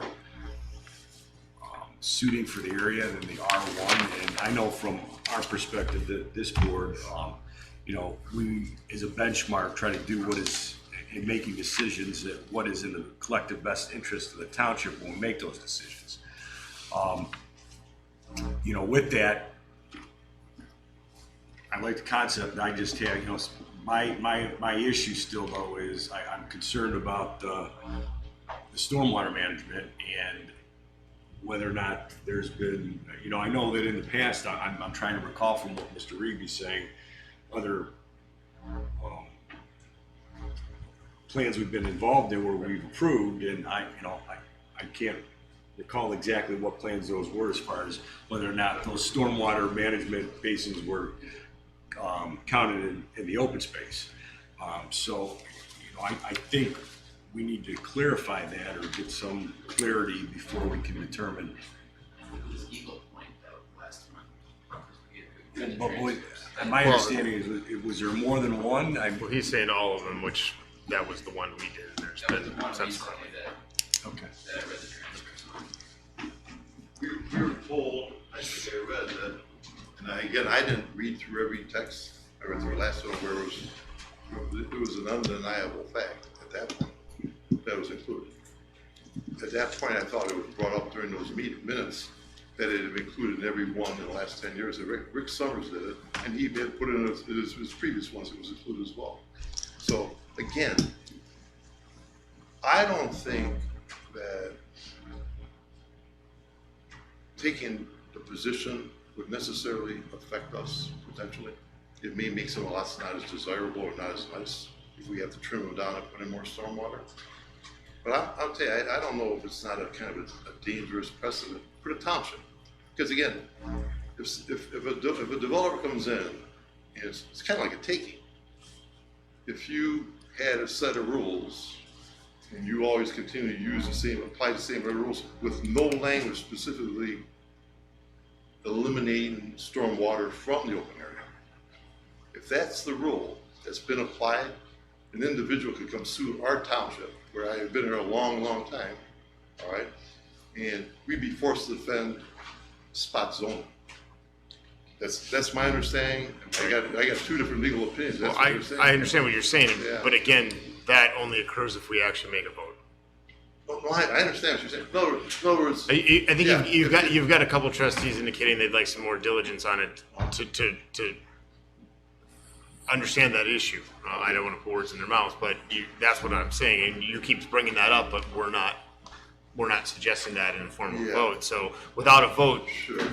I don't think that's fair to say that we would be guilty of spot voting when we haven't voted yet. What I am suggesting is, if you decide that it is not included, Right. all right, but we'll take the plan as it is. All right. I appreciate. Yeah. No, we're over 30%. So I understand. If that's a thing that would hold back the stormwater, I say take that, and whatever you decide. We'd like to know what you decide, and hopefully it won't affect us adversely. If you're going to decide that it does, I mean, I don't know how you make that decision without getting it tested in court, which I don't think you want anyway. Right. We don't. We will stay within the 30% if you say it's not there. That's why we submitted it originally showing it that way. Along with the fact that we were told it was forbidden. So, and again, I know you guys have plenty of work to do also. I don't know if another additional meeting, another week or two will be something to give you a real clear answer, other than if you go back and read the minutes. And I think some of you may already remember it was brought up and included in the past one. It was only last summer, I think, last July. So less than a year ago, I believe. So, but again, I don't know what decision you would make that would have changed our plan. I don't really know what decision you could make that would change our plan. I'll tell you what would happen if it was judged. I mean, you guys are all fair people. You guys are all abstaining. We've talked to each of you individually. You're all good people. I'm really, really happy the three of you are the trustees at this point. You're younger. Yes. Right. Yeah, I think you're aggressive. I think you're trying to do what's right for the township. I want to tell you, we are too. And if the question over the stormwater is going to delay it, I don't know what's going to change between now and then. It was there. I think some of you remember that, having been on the last thing at Eagle Point. And again, it's not, our timing is not and should not be necessarily a concern. Right. But if all of your questions have been answered, right, and you're all satisfied with and like the development, all right, and the only change that you want to review would be just the size of the cul-de-sac shrinking, right, and a couple of things that they were to satisfy the plan, which in a planning plan you don't even have to satisfy it, actually. Because we could have given them a plan as it existed and did it in the final plan. They only did that just kind of blended in, probably not unnecessary, because it is preliminary, and it obviously has to meet all the requirements. So. Okay. But if it's possible, we love it. Right. If it's not possible, we understand. Okay. So, Mr. Lucas, if we do vote on this today, and like Mr. Reeve indicated, without the stormwater retention basins included, he's at 30%, which means. That's what Mr. Reeve said. I don't know that with certainty. Perhaps Heather does. As I understand what you're saying, Tom, and I might be wrong about this, you're saying that whether that stormwater detention is there or not, you're still over 30%? We were originally on a preliminary plan. What I'm suggesting is this, all right? You know, again, I'm trying The to preliminary, protect. Tom, I Yeah. apologize for interrupting, just, I want to make sure I understand. The preliminary plan right now, that's in front of the board, you're over the 30%. Not counting, now we're at 36% with the stormwater. We're at 36%, we're not 30, we're at 36. All right, and without the stormwater, you're still over 30? According to the original preliminary plan. And the only thing that would come to be, quite honestly, we could either trim lots down to do it, or if somebody says, well, now you qualify for one less lot because we went a couple Because hundred your feet stormwater, over, yes. and we're shrinking one, then we have to figure out who took it and who bought it from us. And I think we were treated, in other words, let's say we shrunk down to 29.5%, but we're like 35% in actuality, the way we were treated. I think we would then have to look, why would we be losing a unit? Because of a misinterpretation or a different interpretation of the rule. It's not in play now. But again, if not us, then the next developer comes in, might be in play. Right. All right, and they can accept it, and they can, I don't think anybody wants to go spend the money to go to court over something that should be a moot point when it's always been accepted and done in this manner. So, but yeah, we're under 30%, and the only way. Under? We're over. You're over. We're over 30%. The 30.4, I think. I don't know, this is a different plan. 30.4? This is a different plan. This is not the plan that we have. Are we Mr. at Chairman, 30.4? I mean, this, Hypothetically, where it looks like, It says open space. No, that's right. I think what you're saying, Heather, like, we're at right about 30%. So we can meet that requirement. And I think, Heather, what you're saying is like on the current plan that we have, it doesn't really show that. So it's hard to approve like a plan that doesn't actually say that. So it's a matter of getting a plan that says exactly what we're saying now. So I can definitely understand that. And I think what Tom's saying is like, what his fear is that if we get into the final design and we need to increase that basin just a few feet here and there, Right. we break that threshold, and we would rather err, like we want that flexibility to be able to make the basin bigger, make the side slopes not as steep, so we're not putting a big hole in the ground kind of thing. So I think what we're trying to do is to get that flexibility kind of built in, so that we can do that. And I understand you need to kind of decide like what the code says and how to interpret it, and what the precedent has been set and all that stuff. But as of right now, we're at 30%. But we seem to reflect that on the current updated plan. Is it right at the threshold of Actually, we're 30%? at 36%. We're at 36% if the rules are applied as to us as they've been in every other subdivision. The question obviously is whether or not the storm features would expand in size under the plan that you propose or the zoning commission recommended to us. You're right at 30. So if the stormwater features come in more, to your point, as you're saying, it's going to affect the lots. It's going to affect the lots. Well, potentially it could. Could under that formula. You could. The formula that you presented to us, the odds are those features would increase. You wouldn't have to necessarily affect the lots because you have the extra 5%. Well, and it depends what you want to look at it, as Brian suggested. If you want a really, really deep, in other words, I think we want to put a subdivision that's cosmetically blended, not sitting to suit a new rule. If it's an existing rule that's been imposed, we do what we have to do. You know what I'm saying? But we would rather have the subdivision put in properly and making sure that we don't create problems downhill just to meet a new expectation of us. All right. So I mean, I don't know if that answers your question. That's kind of if it took a little bit more retention area to make the thing really work and not have a problem with everybody. Right. I don't know if I were a trustee or anybody looking at it. I don't think I'd want to say you need the unit. We're below the numbers we do really to do the amenities we're putting here already. It's not an up kind of standard. The put we're in, they usually have like 100 to 125 units to put in a clubhouse and a pool. We're only doing it because of my backyard. Okay, so just think we're above and we're going, but we can't afford to lose another unit. I'll tell you, we also don't want to make sure that it's put in properly. And it's not a flexibility, we don't believe. We believe we have 36%. We're over 30% Yeah. with the drawing they've done and with their preliminary. This is what It's we're not been doing. fully engineered. That way, not this way. That's what the zoning commission recommended to us. It would have been great if this was the plan that was presented to the zoning commission with the amount of open space, and, you know, we had their recommendation. Oh, you know, at that point, we were told it was not allowed. We were told it was not No, allowed. I understand that. I think, We would have presented if we were told it's gotta be separated, it's a not allowable use. And So you just found out that we did it I before. watched, so- yeah, right, I appreciate you saying that. But I know, but you know, it's just Yeah. a day Yeah. before the, Yeah, and it shows, you know, we have people that are we're accountable for our township Sure, to make sure. sure that we're making decisions based on what is in their best interest.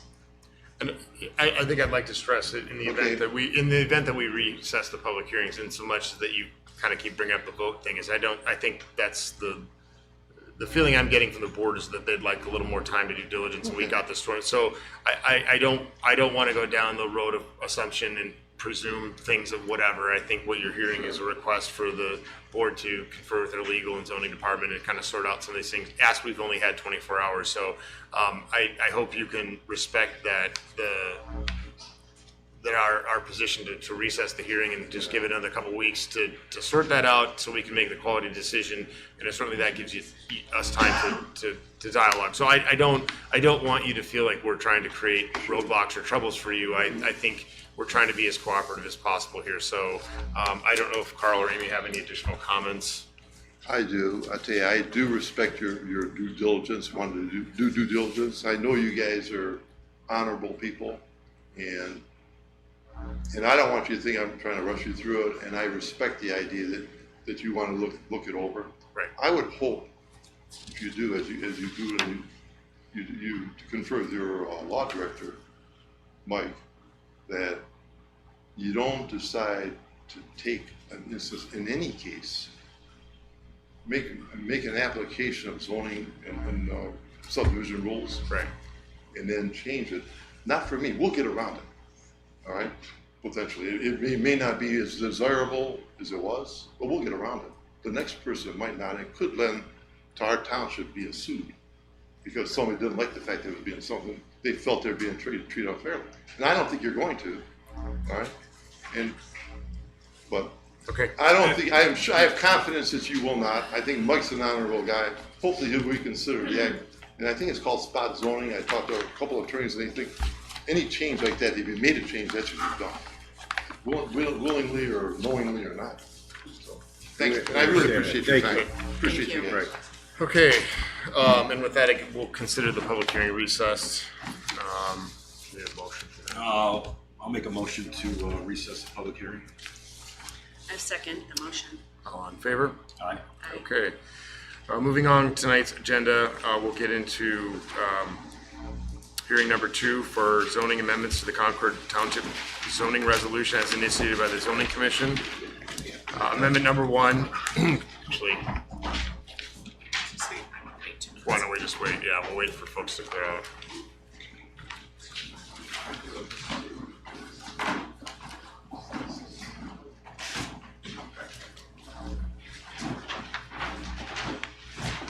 And again, we want to thank you. Thank you. Mr. Ray.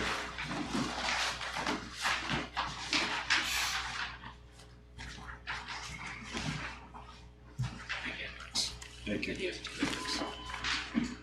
Okay, so back to resuming the,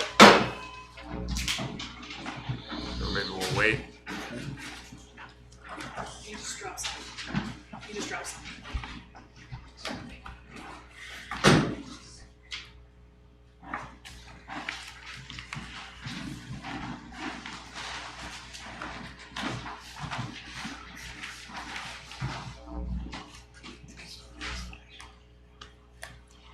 Okay, and moving on, hearing number 2 for the purpose of discussing zoning amendments as recommended by the zoning commission.